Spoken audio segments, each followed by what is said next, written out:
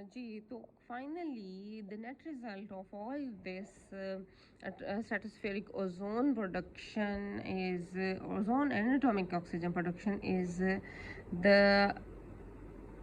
increase or rise in the temperature eventually. ठीक है, तो इसमें ऑक्सीजन एटम्स प्रोड्यूस हो रहे हैं, ओजोन मालिक्यूल्स प्रोड्यूस हो रहे हैं और इनका लॉस भी हो रहा है एंड फाइनली ऑक्सीजन मालिक्यूल्स की प्रोडक्शन तक जाता है मामला। और इस सारे के रिजल्ट में टेम्परेचर जो है एनवायरनमेंट का और द स्ट्रेटोस्फीयर का वो राइज हो जाता है। This is the reason behind the rise in the temperature of the stratosphere. These four reactions could produce the basic characteristics of the ozone layer as it was in the 1940s through the 1970s. तकरीबन इसी तरह की profile रही है 1940 से लेकर 1970 तक stratospheric ozone की। The basic ingredients are UV radiation and oxygen, which can help to explain why ozone reaches a maximum concentration at a certain height in the atmosphere. That is why there is an ozone layer at all. किसी एक point पे point of altitude पे ozone की concentration है जो वो maximum रहेगी और उस जोन को ओजोन लेयर ही कहा जाता है, atmosphere stratospheric region को. At very high levels in the atmosphere, for example in the mesosphere, there is plenty of UV but too little oxygen.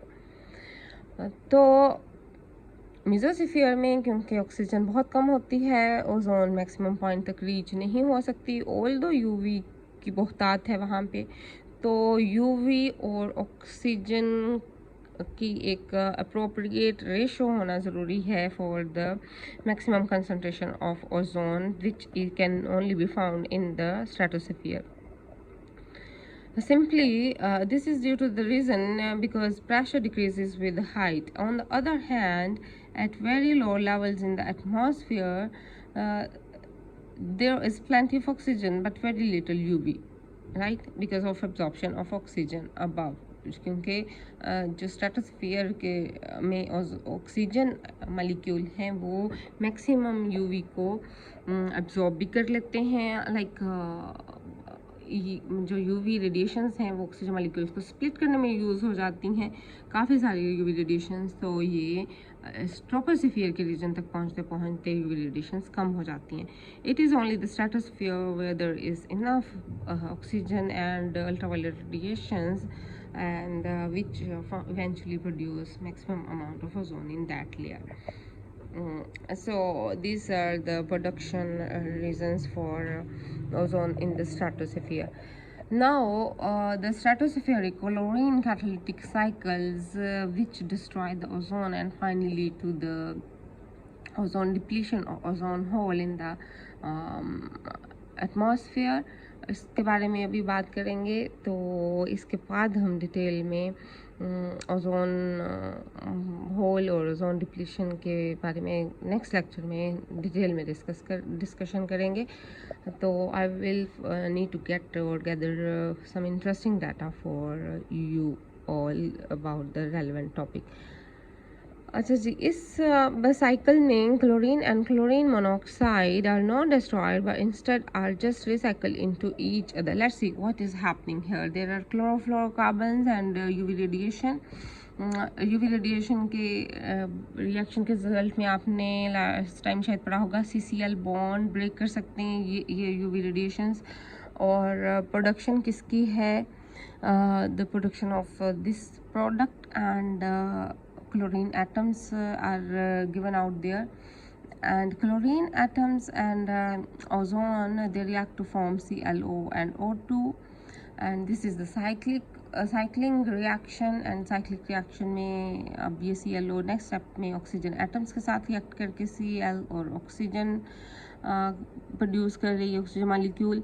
तो ये Cl again free है to react with this ozone and again this will occur, and this Cl is again available to for the methane to produce HCl and CH3 और CH3 radical form में, और ये इस तरह ये chlorine का loss हो जाएगा. But this reaction can occur to use up the ozone of the stratosphere.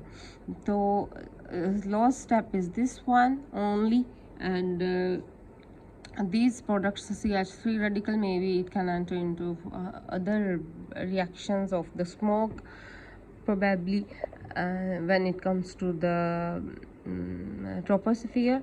And the net reaction, whatever occurs, is the production of oxygen molecules with the loss of ozone, which this is the cause behind the ozone depletion. So with each cycle, two ozone molecules are lost. This is a brief summary about this whole table. And this cycle can run for hundreds of thousands of time before Cl gets tied up in HCl. जब lost step ये आता है, chlorine जब available नहीं रहती cyclic process के लिए, उससे पहले ये तकरीबन हंड्रेड्स या थाउजेंड्स टाइम ऑक्सोन मॉलिक्यूल को स्प्लिट कर चुकी होती है, इसके साथ रिएक्ट कर चुकी होती है और उसको ऑक्सीजन मॉलिक्यूल में कन्वर्ट कर चुकी होती है.